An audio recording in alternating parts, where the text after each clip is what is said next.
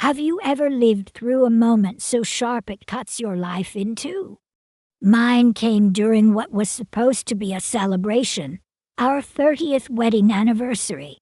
The ballroom at the country club was filled with about 150 guests. Champagne glasses sparkled under the lights. A towering cake with silver frosting bore the words John and Elena, 30 years. Everything looked picture perfect until my husband tapped his glass for attention. "I have an announcement," he said, his voice steady as the room fell silent. He smiled like he was delivering good news. But his words cracked my world in half. "Elena has been a fine wife," he declared, "but at 60, let's be honest, we're after different things now." Then he gestured toward the door. A woman about half my age walked in, dressed in scarlet silk, as if she were stepping off a magazine cover. "This is Sophia," he went on. "She's 35, brilliant, and she understands what I need at this stage of life." You could have heard the ice melting in glasses. Old friends shifted in their seats. Our pastor's face drained of color. John stood tall, convinced he'd staged my humiliation. He expected me to cry or storm out, giving him the role of the poor husband trapped in a dramatic scene. But I didn't. Instead, I reached into my purse and pulled out a manila envelope I'd kept close for this very occasion. "Happy anniversary, John," I said, handing it to him with a smile. The look on his face as he opened it was worth more than any toast that night. He had no idea I'd been preparing, no clue I'd been carrying secrets of my own all along. That evening wasn't the end for me. It was the beginning. You're probably wondering how I ended up standing in that ballroom at 60 years old, holding an envelope that would change both of our lives. Let me take you back. I met John in 1993 at a charity event. He was 32, charming, full of ambition. I was 30, working as an office manager at a law firm, still grieving the loss of my grandmother, the one person who always believed in me. John came after me with flowers and late-night phone calls until I finally gave in. 6 months later, we were married. For the next 3 decades, I stepped into the role everyone expected, the polished corporate wife. I hosted dinners so John could impress clients. I joined the proper committees, wore tasteful clothes, said the polite things. When our daughter Monica was born in 1997, I left my part-time work to raise her. At company events, John would slide his arm around my waist and announce, "Elena keeps our whole world running." I bring home the paycheck, but she makes it all possible. People would nod, smiling at our neat little arrangement. But what John never knew, what nobody knew, was that I'd been quietly building something of my own. My grandmother Rose was a remarkable woman. She arrived in America in 1945 with nothing but determination. By the 1970s, she had built a modest real estate portfolio, buying properties when few believed a woman could manage such things. She'd been widowed young and never remarried. "Men can be delightful, Elena," she once told me, "but never confuse companionship with security." When she passed away just 2 months before I met John, she left me something I never expected. $12 million, and a letter. I still keep that letter. It's paper yellowed and creased from years of unfolding and rereading. "My dearest Elena," it began, "this money represents my life's work, but more importantly, it represents freedom. A woman without her own resources is forced to live under someone else's choices. Don't tell anyone about this, not your friends, not even your future husband. Watch how people treat you when they believe you bring nothing but yourself. Then you'll know who truly deserves your heart." So I kept it secret, even from John. especially from John. When John and I married, I hired a financial advisor named Martha. She was in her 50s, sharp as a tack, and over time she became both my guide and my confidant. Together we devised a plan. I would invest my inheritance quietly and deliberately, while outwardly living within the means of the life John's paycheck appeared to provide. Think of it as two worlds running in parallel, Martha explained in one of our first meetings. One belongs to John, and one belongs to you. In your world, you make every decision yourself. At first, it felt like a private game. I'd sit at our kitchen table helping John pore over his budget, nodding along as he talked about cutting grocery costs so we could afford a vacation. The very next day, I'd meet with Martha to decide which commercial property we should buy next. As his career advanced, I positioned him for success without him ever realizing it. That big client who suddenly called him back after months of silence. I'd met the CEO at a charity luncheon and slipped John's name into the conversation.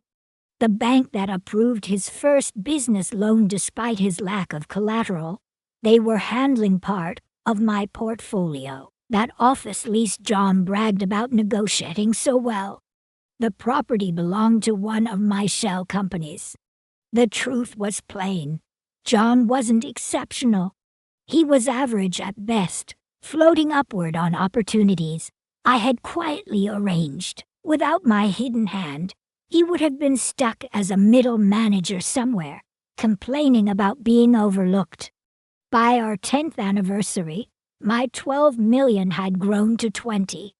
By our 20th, it had doubled again, rising to 35, and now, after 30 years of marriage, my private net worth had just passed 40 million.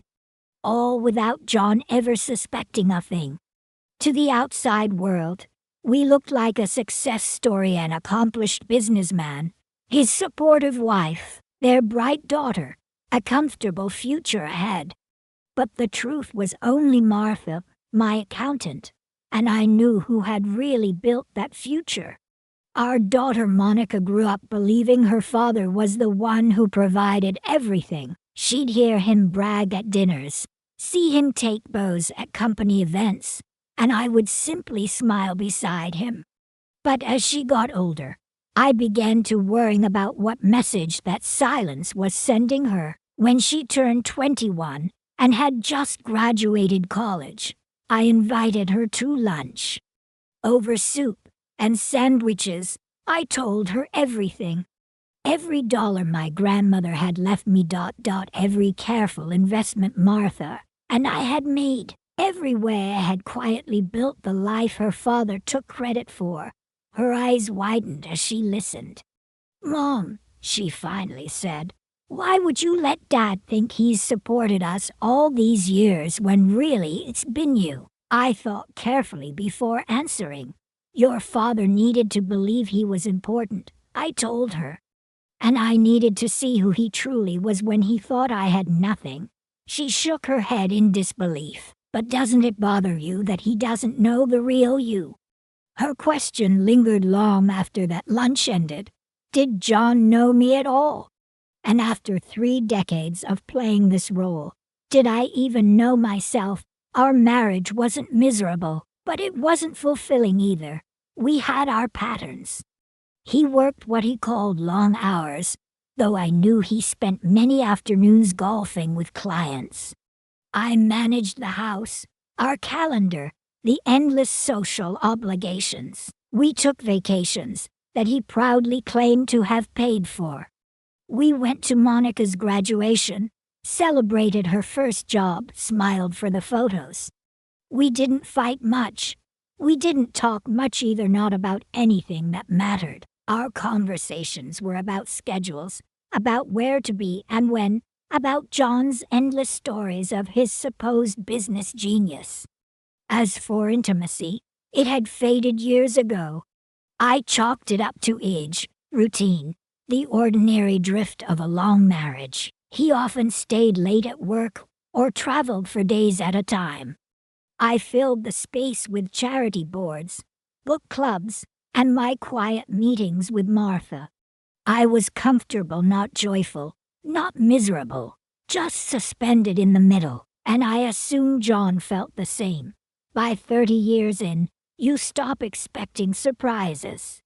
You stop questioning why your husband suddenly wears new cologne for business trips, or why a credit card bill looks different.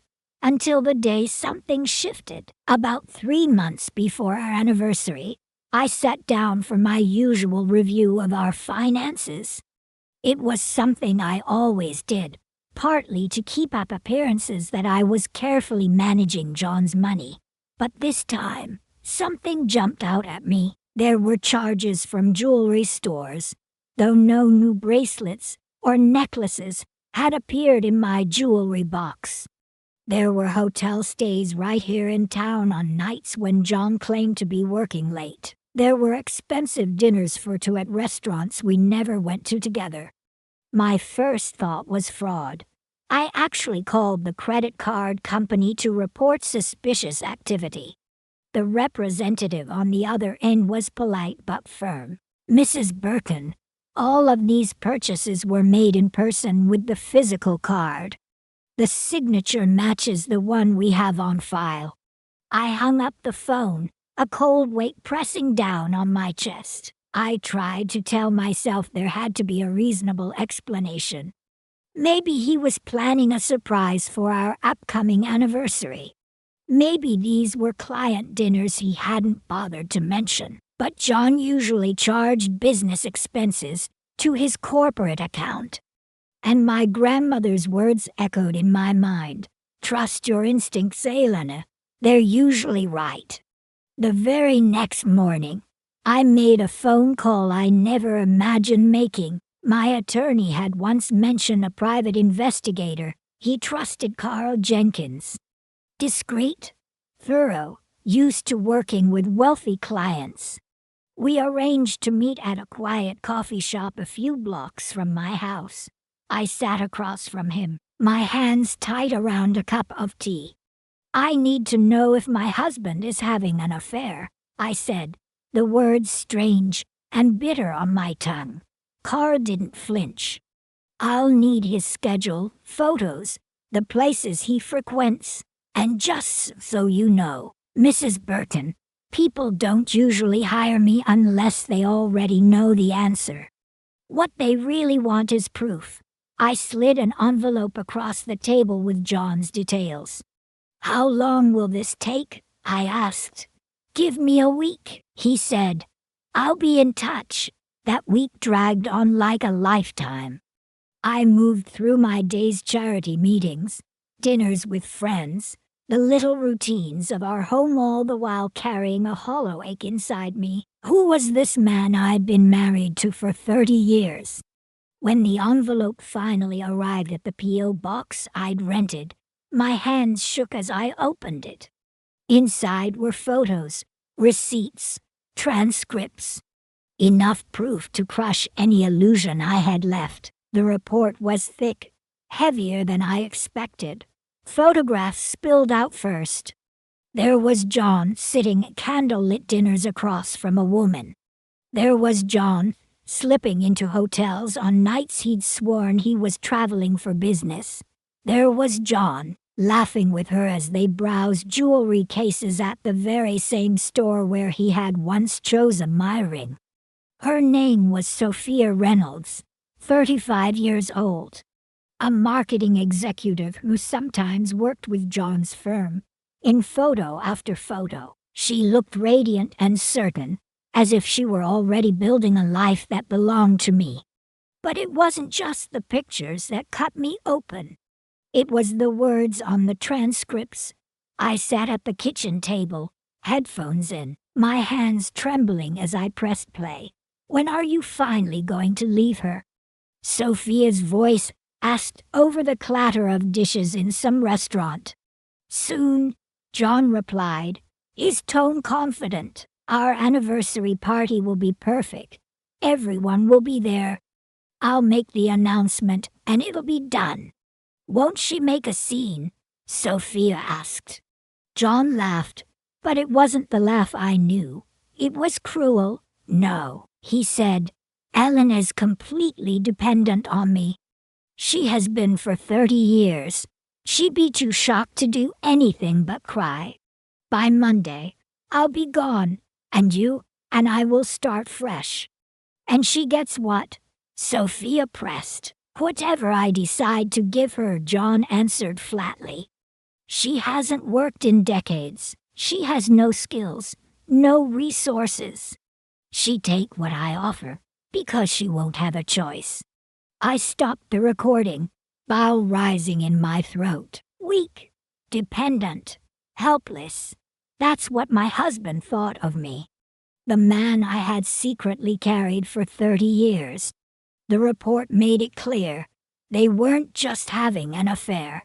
They were planning a future together, touring high-rise condos, discussing furniture layouts, mapping out a life where I simply no longer existed. They laughed at me behind my back. They dismissed me as useless, invisible, replaceable. But they had no idea who I really was, and I had 3 months until that anniversary party to prepare. That Tuesday morning, after I finished reading the investigator's report, I knew the mask had fallen for good. I spread the papers out on the kitchen table, receipts, transcripts, photos, each one sharper than a knife. For a moment, I thought I might collapse under the weight of it all. But instead of breaking, I found something else. Clarity. I picked up the phone and called my lawyer. I need to make sure my assets are protected, I said in a voice steadier than I felt. He hesitated. What assets, Elena? The ones John doesn't even know exist, I replied. My inheritance, my investments, my businesses, all of it. There was a long silence on the other end before he said, almost in disbelief, "You're telling me you've been supporting your family's lifestyle all along?" "Yes," I said simply, "and John has no idea." From that moment forward, the game changed. For 3 months, I played the role of the loyal wife while quietly documenting every dollar John funneled into Sophia's world. Hotel bills, jewelry receipts, car payments. Every indulgence he showered on her came through accounts tied to me. Meanwhile, I met with advisors and shifted my holdings, moving assets into places he could never touch. I was building a wall, brick by brick, while he strutted around planning his grand announcement. Ironically, he even asked me to help plan the anniversary party that he thought would end our marriage. "Let's make it special," he said one night, pouring himself a drink. 30 years deserves something unforgettable. Absolutely, I answered with a calm smile. A night no one will ever forget, and I meant every word. I booked the country club ballroom, chose the flowers, coordinated the menu. I even encouraged him to write a speech. "Tell people how you really feel," I suggested. "Make it count." He practiced in front of the mirror in our bedroom, straightening his tie and rehearsing the very lines meant to destroy me. I would stand in the doorway, silent, watching. He had no idea I was already preparing a script of my own. The night of the anniversary finally arrived. I dressed in my finest gown, the diamonds John had once given me sparkling at my neck. But the real armor I wore was the calm certainty of a woman who knew exactly what was coming. As we entered the ballroom, John squeezed my hand. "Thank you for being such a great wife, Elena. Tonight changes everything," he said. I smiled back at him. "Yes, it really does." The room was full of well-wishers, neighbors, colleagues, friends who had known us for decades. They toasted 30 years of marriage, completely unaware they were about to witness its demolition. "Your marriage is such an inspiration," one woman said warmly. "Thank you," I replied, steady. "Tonight will be unforgettable." John kept glancing at the door, checking his phone nervously. Sophia was running late. Finally, she appeared. She walked in wearing a red designer dress with a headpiece that looked more suited for a wedding than an anniversary party. The symbolism wasn't lost on anyone. She glided across the room, confident, smug, certain she had already stepped into my place. John's face lit up as though he'd just been handed a trophy. He raised his glass and cleared his throat. "Ladies and gentlemen," he began, his voice booming through the ballroom, "thank you for being here tonight to celebrate 30 years of marriage." The crowd grew quiet, smiles expectant. Our pastor lifted his glass, ready to hear a sentimental speech. 30 years ago, I married a wonderful young woman," John continued. "Elena has been a good wife and mother. She kept our home, supported my career, helped me become the man I am today." A few polite nods, small smiles, then his tone shifted. "But life is about growth," he said, puffing out his chest. "It's about knowing when to start a new chapter." Faces in the crowd fell. My maid of honor looked as though she'd been punched. John turned to me. "I've outgrown this marriage, Elena. You're 60 now. Your best years are behind you. I need a partner who can keep up with me, who understands success in today's world." The silence was deafening. Gasps rippled across the room. Neighbors whispered in disbelief. Our pastor sat frozen. Then John extended his arm. Sophia slipped her hand through it and stepped forward. "Everyone, meet Sophia Reynolds," John declared. "She's not only my business partner, she's my life partner. At 35, she has the drive and sophistication that Elena never had." Sophia's voice was smooth, rehearsed. "Thank you, John. Some chapters must close so better ones can begin. Elena, I hope you understand." The goal of it nearly made the room sway. Guests sat stunned, some half rising from their chairs, others too shocked to move. And then, finally, every eye turned to me. 150 pairs of eyes, waiting for the tears, the collapse, the spectacle John was counting on. Instead, I smiled. "You're absolutely right, John," I said evenly. "Some chapters do need to end." I reached into my purse and pulled out the manila envelope I had carried for months. "I brought you an anniversary gift too, darling."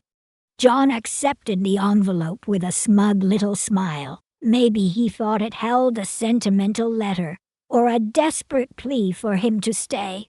He turned to the crowd and said proudly, "See, Elena's always thoughtful, even now.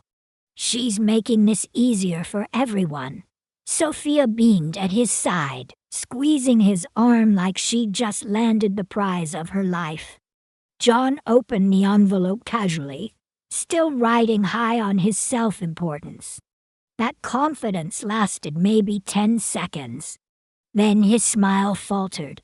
Confusion flickered across his face. His hands began to shake as he flipped through the pages.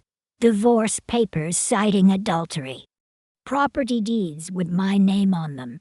Business ownership documents. Bank statements. And right at the bottom, the prenuptial agreement he had signed 3 decades ago with a very clear clause about infidelity. "This can't be right," he muttered under his breath, his voice suddenly small. "These numbers, these names, it doesn't make sense." Sophia leaned in, her polished mask starting to crack. "What is it, John? What's wrong? You told me she had nothing. You said she was just a housewife." He couldn't answer. He could barely stand. I stepped forward, my voice calm and clear. Those papers outline everything, John.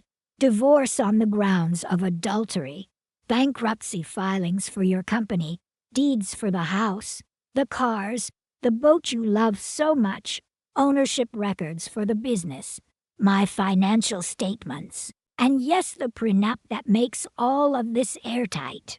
The crowd leaned in, caught between disbelief and fascination.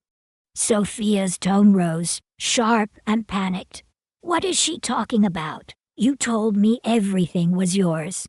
You promised me we'd have it all. I smiled sweetly. Would you like me to explain it to everyone here? I know business documents can be confusing when you've never actually read them. A ripple of nervous laughter went through the room. John said nothing. His silence screamed louder than words. I walked over to where John and Sophia stood and calmly took the microphone from the band leader. The room went still. Even the servers froze in place. I kept my smile steady. Since John has shared his truth tonight, I began, my voice carrying across the ballroom. I think it's only fair I share mine. Every eye stayed locked on me. For 30 years, people had known me as John's wife, Monica's mother, the quiet woman in the background who made sure everything ran smoothly. But there were parts of my story John never knew. When I was young, my grandmother left me $12 million. I said, scanning the crowd. Gasps rippled. Mrs. Johnson, our elderly neighbor, dropped her champagne glass. My grandmother was a brilliant businesswoman who taught me one rule: never let anyone else control your future. So I didn't. I invested it carefully, strategically. That 12 million grew to 40. I looked straight at John, and the company John is so proud of. It started with my capital. That first big loan was secured by my assets. For years, I've been the silent partner in businesses all over this town. Faces in the crowd shifted from shock to recognition. I gestured toward a few of them. Mark, remember when John helped you expand your restaurant? My money. Sarah, your tech startup, my investment. The room buzzed as people turned back to John, who stared down at the floor. Our house, our cars, this very country club membership, Monica's college tuition, even the credit cards John used to fund his affair were all paid for with my wealth. Sophia's voice cracked. That's impossible. You're just a housewife. You don't know anything about business. I tilted my head and smiled. Sweetheart, I've been managing a multi-million-dollar portfolio since you were still in braces. That apartment John leased for you. My money. The car. The jewelry. The vacations. All mine. John finally found his voice, weak and shaky. Elena, stop. You're embarrassing yourself. I held up my phone. Am I? Here's my bank statement. My investment portfolio. Property deeds with my name on them. I handed the phone to Claire, my maid of honor, who sat in the front row. Her eyes widened. Elena, she said loudly enough for the whole room to hear. You're wealthy. I nodded. I never needed John to know. I let him believe he was the provider because it mattered to him. I was willing to let him have that illusion. But when he decided I was too old, too weak, too dependent, he made the worst mistake of his life. He mistook grace for weakness, silence for ignorance, support for submission. I turned back to the crowd, my voice clear and steady. The man who just stood here and claimed I depended on him has, in fact, depended on me every single day of our marriage. And Sophia, he wasn't offering you his success. He was offering you mine. Sophia whipped her head toward John, her voice rising. You told me you were rich. You said she had nothing. You promised me everything." John's lips moved, but no words came out. He just stood there clutching the papers that told a very different story. I leaned into the microphone, my tone soft but cutting, and the best part. I've spent the last 3 months moving my assets. Those business accounts you thought were yours. Frozen. That company you brag about running. As of Monday morning, I'm the majority shareholder. A ripple of gasps spread across the ballroom. Whispers erupted, some guests covering their mouths, others shaking their heads in disbelief. Sophia's face drained of color.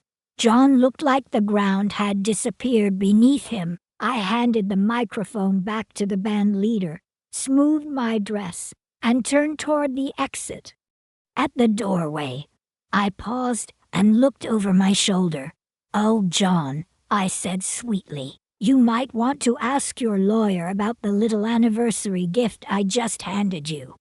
Then I walked out of that ballroom, my ballroom, leaving behind the man who thought he was in control, and a room full of people who now knew better. By Monday morning, John finally realized just how much power he had lost. When he swiped his company badge at the office, the doors didn't open. His assistant, usually cheerful, greeted him stiffly in the lobby. When he tried to log into the company accounts, everything was frozen. Even his email password had been changed.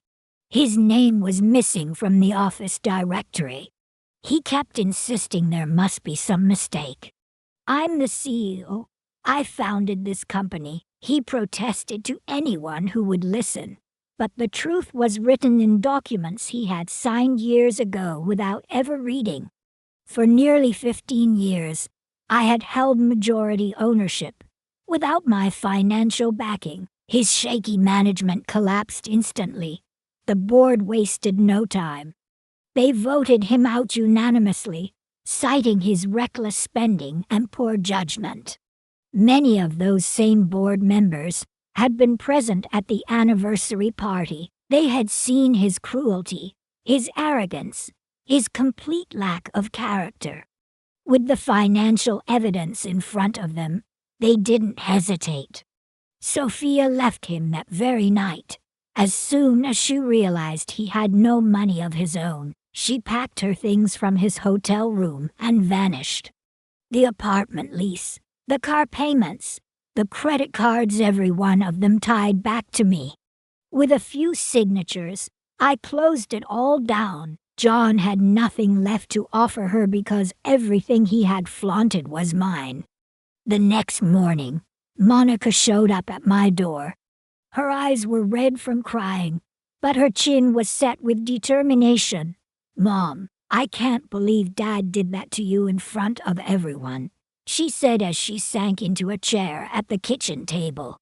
It was the same table where I had first sat with those damning transcripts. "But I'm so proud of you. The way you handled it, you're incredible." I squeezed her hand.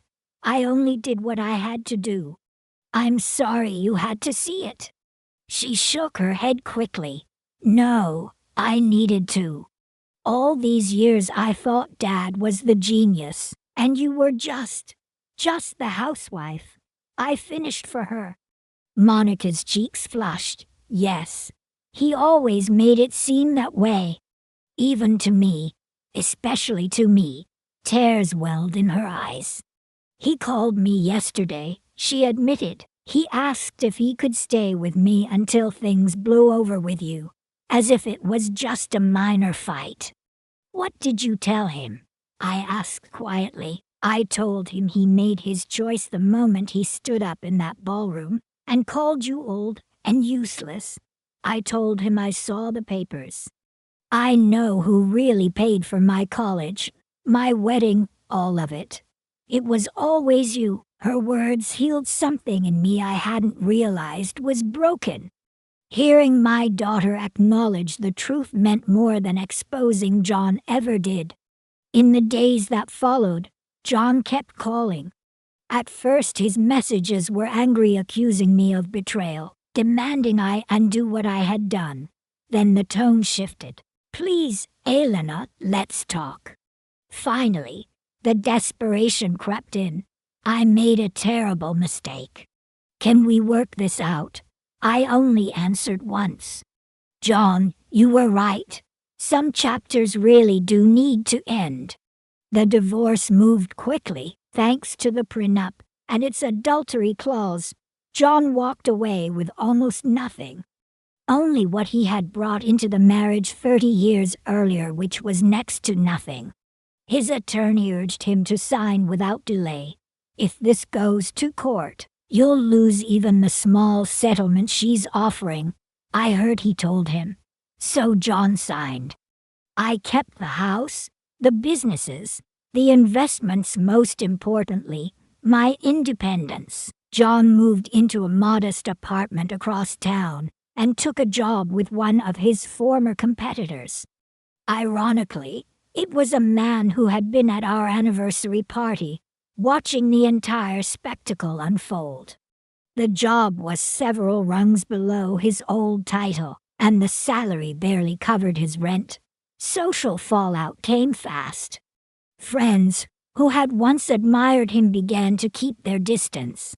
Some avoided both of us, too uncomfortable with the scandal.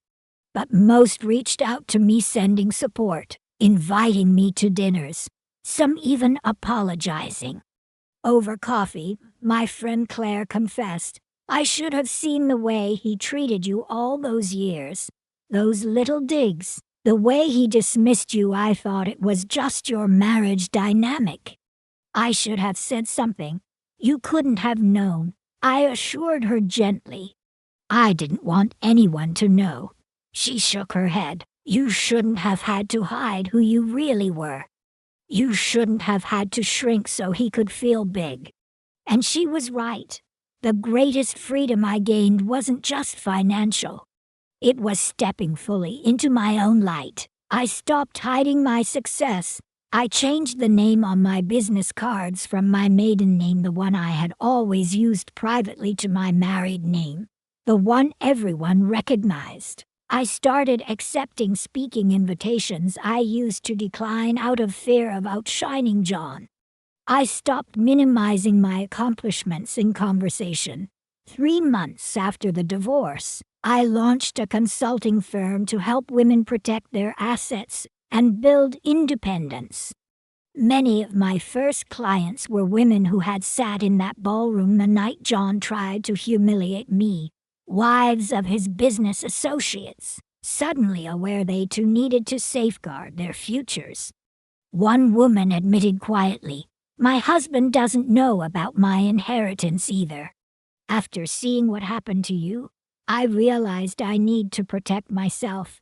For the first time in decades, I was surrounded by women who valued my knowledge, my experience, my story. The same community that had once watched my husband belittle me now came to me for guidance. 6 months later, Monica decided to join my firm. "I got my MBA thinking I'd work alongside Dad," she admitted, "but I'd rather learn from the one who was truly successful all along." Hearing her say that filled me with pride deeper than any balance sheet ever could. As for John, word traveled quickly about his decline. He tried reaching out to Sophia again once he had a steady paycheck. She blocked his number. Mutual friends whispered that he looked years older, his shoulders stooped, his spark gone. The confident man who once strutted through rooms had shriveled into someone bitter and diminished. I took no pleasure in it. People expected me to gloat, but revenge was never my goal. All I wanted was protection, dignity, freedom, and I finally had them. For the first time in 30 years, I didn't have to hide my strength to preserve someone else's pride. Life felt lighter, freer. I redecorated the house, filled it with colors, and art John never would have approved of. I started traveling more. I reconnected with old friends and made new ones. I even signed up for painting classes, something I'd always wanted but John dismissed as a waste of time. Sometimes, I think back to that night in the ballroom. I picture the look on his face when he realized who had been holding the power all along. It wasn't about humiliating him, though that's exactly how he experienced it. It was about refusing to be humiliated ever again. So that's my story, and the truth is, I'm happier now than I've been in years.